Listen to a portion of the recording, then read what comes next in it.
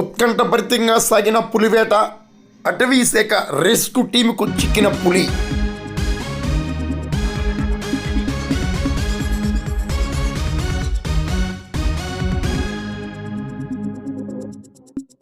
మండపేట నియోజకవర్గం రాయవరం మండలం కూర్మాపురం గ్రామంలో ఎట్టకేలకు పెద్ద పులి అటవీ శాఖ అధికారులకు సిక్కింది.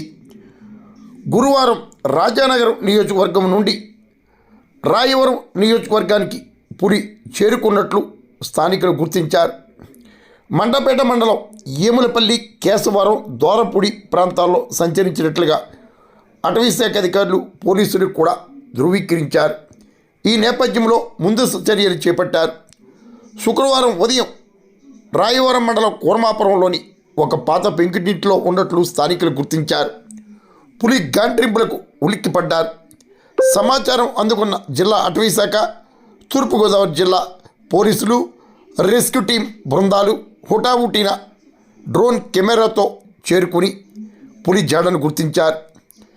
ఈలోగా భవనంపై నుంచి పులి బయటకు వచ్చి పంట చేలల్లో అటు ఇటు అలచల్ చేసింది.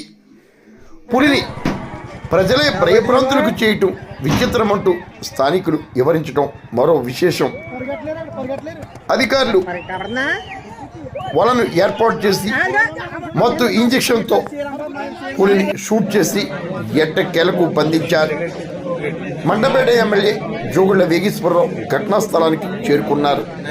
పరిస్థితిని పరిశీలించారు. ఎట్టకూరకు పులి పట్టుబడటంతో ప్రజలు ఊపిరి పీల్చుకున్నారు. ఛత్తీస్గఢ్ నుండి వర్మాపురం వరకు పులి ప్రయాణం ఉత్కంఠభరితంగా సాగింది. రాజానగరం నియోజకవర్గంలో పశువులపై దాడులు సాగిస్తూ హల్చల్ సృష్టించిన పులి వర్మాపురంలో అటవీ శాఖ రెస్క్యూ టీం బృందాల మత్తుగన్నకు చిక్కింది.